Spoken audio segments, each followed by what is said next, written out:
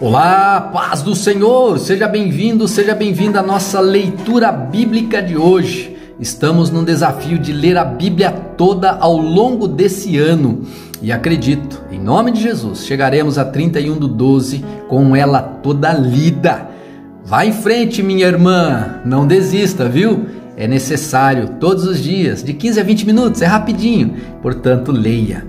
E hoje é dia 2 de fevereiro e hoje nós leremos os seguintes textos.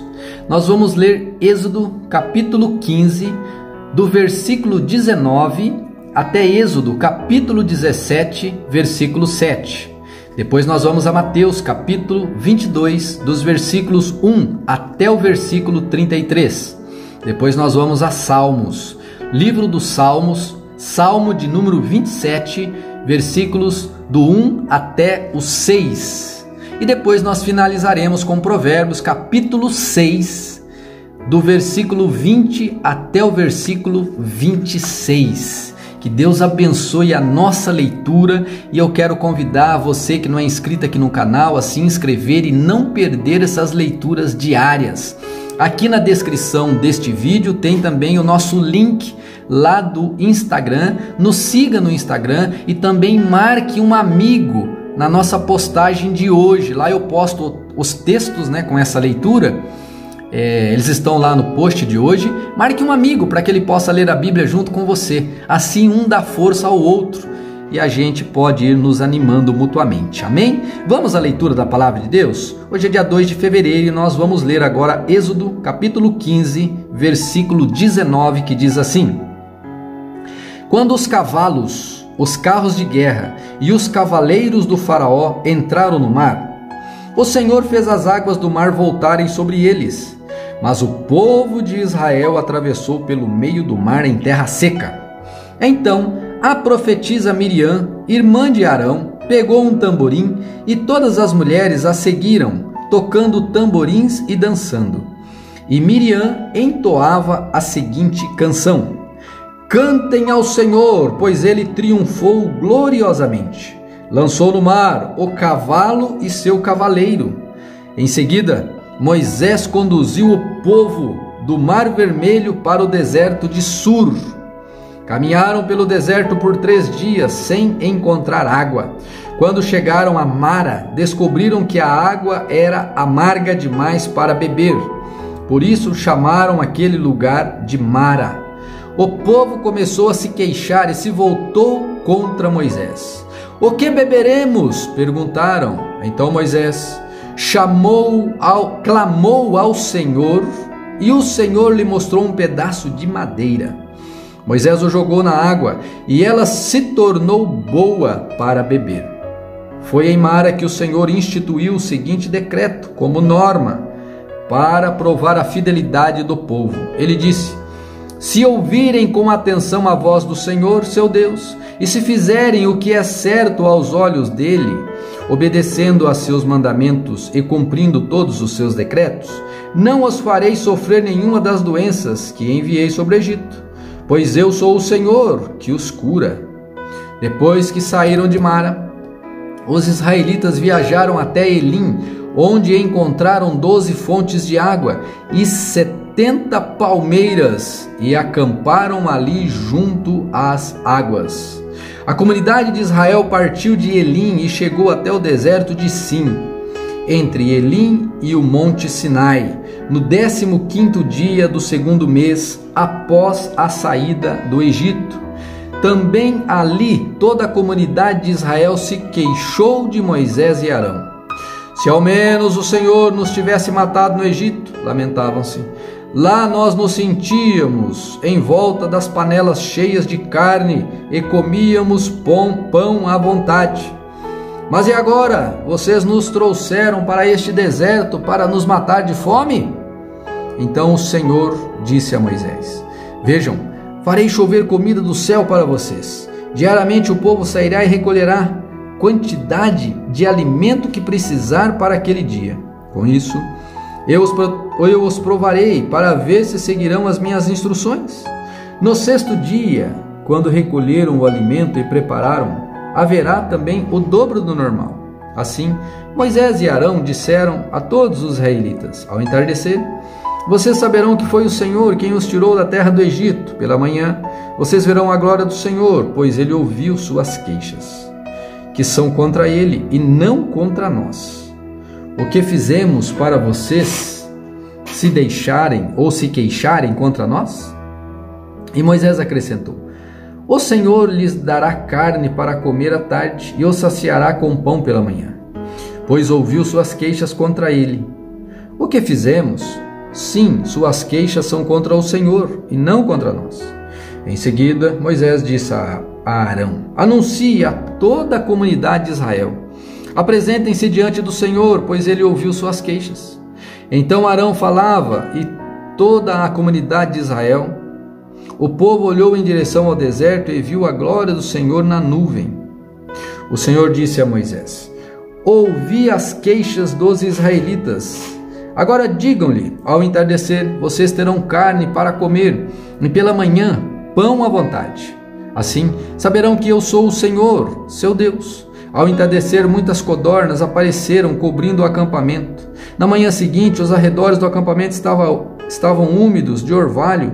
Como o orvalho se evaporou, havia sobre o chão uma camada de flocos finos, como geada. Quando os israelitas viram aquilo, perguntaram uns aos outros: o que é isso? Pois não faziam ideia do que era. Moisés lhe disse: esse é o alimento que o Senhor lhes deu para comer. E estas são as instruções do Senhor: cada família deve recolher a quantidade necessária, 2 litros para cada pessoa de sua tenda. Os israelitas seguiram as instruções. Alguns recolheram mais, outros menos. Contudo, quando mediram, cada um tinha o suficiente. Não sobrou alimento para os que recolheram mais, nem faltou para os que recolheram menos. Cada família recolheu exatamente a quantidade necessária. Moisés lhe disse: não guardem coisa alguma para o dia seguinte. Alguns deles, porém, não deram ouvidos, guardaram um pouco do alimento até a manhã seguinte. A essa altura, a comida estava cheia de vermes e cheirava muito mal. Moisés ficou furioso com eles. Depois disso, as famílias passaram a recolher a cada manhã a quantidade necessária do alimento. E quando o sol esquentava, os flocos que não tinham sido recolhidos derretiam e desapareciam. No 6º dia, recolheram o dobro do habitual, ou seja, 4 litros para cada pessoa. Então todos os líderes da comunidade se dirigiram a Moisés e informaram a esse respeito. Moisés lhes disse: foi o Senhor que ordenou: amanhã será o dia de descanso, o sábado consagrado ao Senhor. Portanto, assem ou cozinhem hoje a quantidade que desejarem e guarde o restante para amanhã. Eles separaram uma porção para o dia seguinte, como Moisés havia ordenado.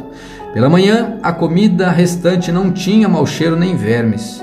Moisés disse: comam o alimento hoje, pois é o sábado do Senhor. Hoje não haverá alimento no chão para recolher. Durante 6 dias vocês podem recolher o alimento, mas o 7º dia é o sábado. Não haverá alimento algum no chão. Ainda assim, algumas pessoas saíram para recolher no 7º dia, mas não o encontraram. O Senhor disse a Moisés: até quando esse povo se recusará a obedecer às minhas ordens e instruções? Entendam que o sábado é um presente do Senhor para vocês. Por isso, no 6º dia, Ele lhes dará uma porção dobrada de alimento suficiente para 2 dias. No sábado, cada um deve ficar onde está. Não saiam para recolher alimento no 7º dia. No 7º dia, portanto, o povo descansou. Os israelitas chamaram aquela comida de maná. Era branco como a semente de coentro e tinha gosto de massa folhada de mel. Então Moisés disse: é isto que o Senhor ordenou: encham uma vasilha de 2 litros com maná e preservem-no para os seus descendentes. Assim as gerações futuras poderão ver o alimento que eu lhes dei no deserto quando os libertei do Egito.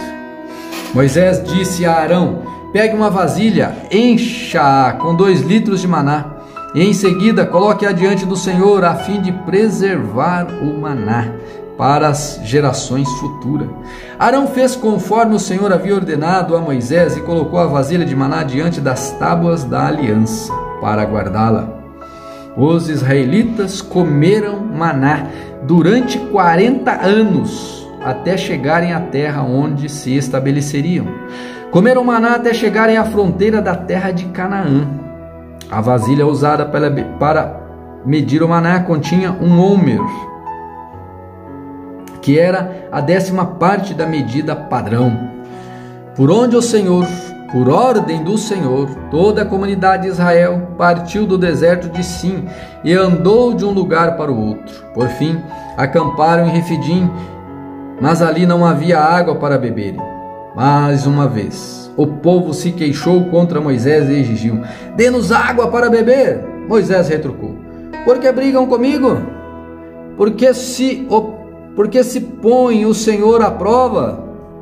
Afligido pela sede, o povo continuou a se queixar de Moisés: porque você nos tirou do Egito? Quer matar de sede a nós, nossos filhos e nossos animais? Então Moisés clamou ao Senhor: o que devo fazer com este povo?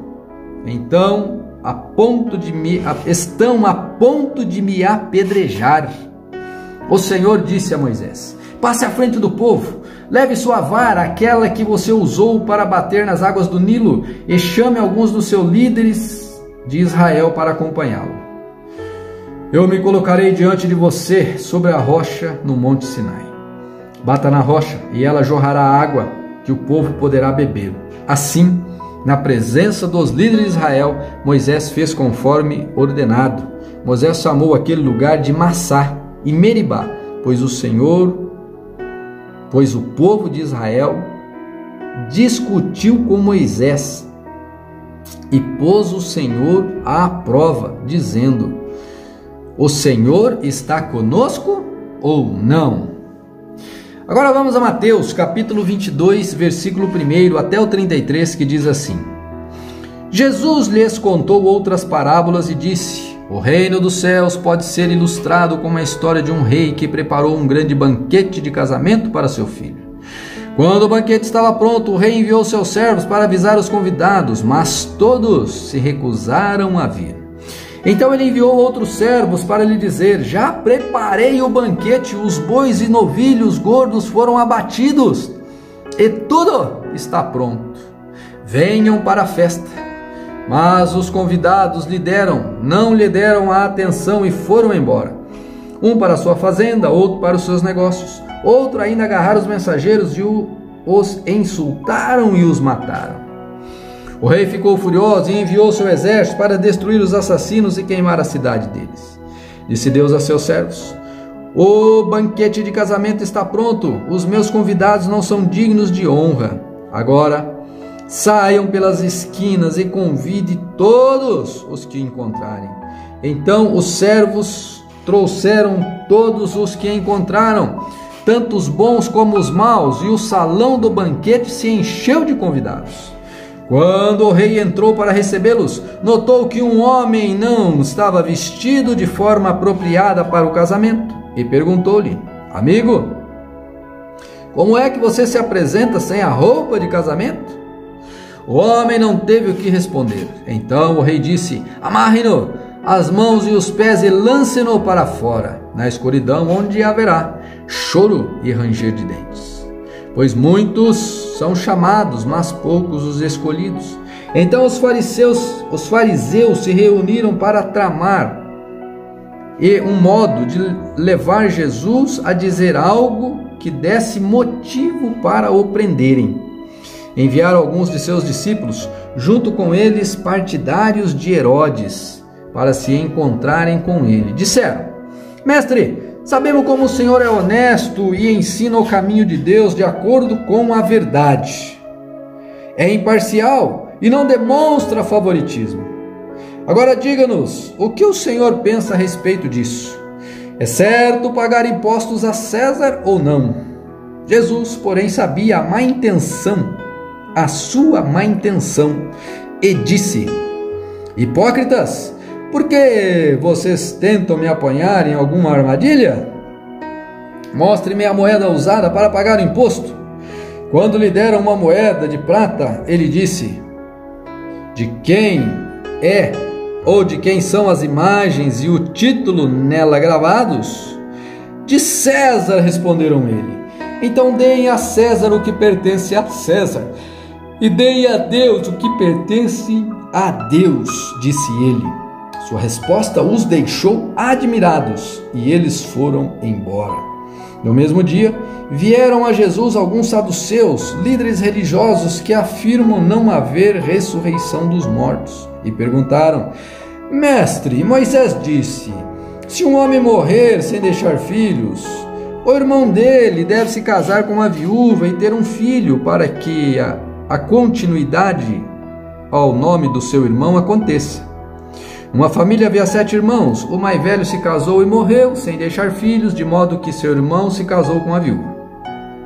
O segundo irmão também morreu, e o terceiro irmão se casou com ela, e assim por diante até o 7º irmão. Por fim, a mulher também morreu.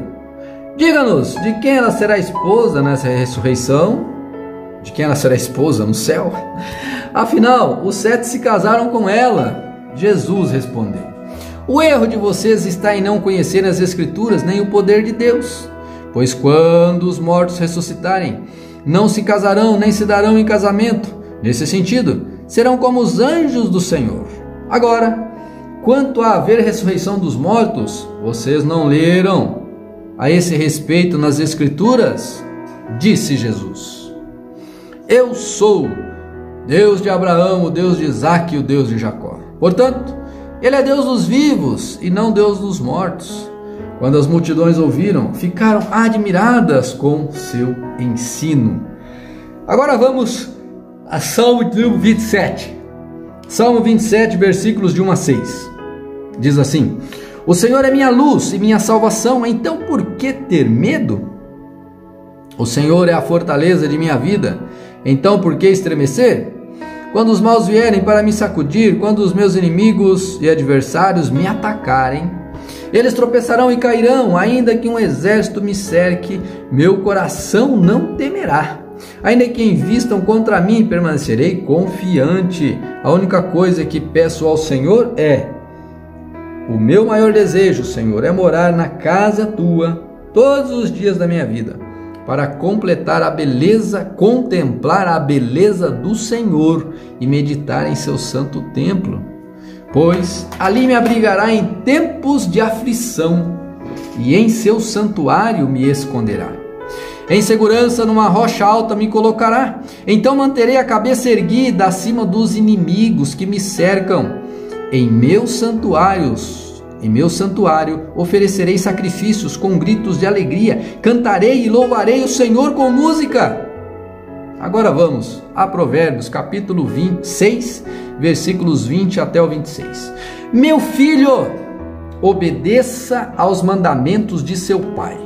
Não o deixe de lado a instrução de sua mãe. Guarde as palavras deles em seu coração e amarre-as em seu pescoço. Quando você andar, os conselhos de seus pais o guiarão. Quando dormir, eles o protegerão. Quando acordar, eles o orientarão. Pois o mandamento é lâmpada e a instrução é luz, e as correções da disciplina são caminho que conduz à vida. Eles o protegerão da mulher imoral, das palavras sedutoras das promíscuas. Não cobice sua beleza, não deixe que seus olhares o seduzam, pois a prostituta o levará à pobreza, mas dormir com a esposa de outro homem lhe custará a vida. Misericórdia. Vamos orar ao Senhor? Senhor, obrigado, pois essas são as tuas palavras para este dia 2 de fevereiro. Senhor, que essa palavra produza um fruto abundante na vida deste meu irmão e que ela também produza fruto para a eternidade dele, em nome de Jesus. Amém. Amém. Não se esqueça de me seguir lá nas redes sociais e também de se inscrever aqui no canal se você ainda não é inscrito, ativando o sininho de todas as notificações para a gente ir se comunicando aí todos os dias e sendo abençoados pelo nosso Deus. Deus te abençoe, fique na paz e até amanhã na nossa oração da manhã.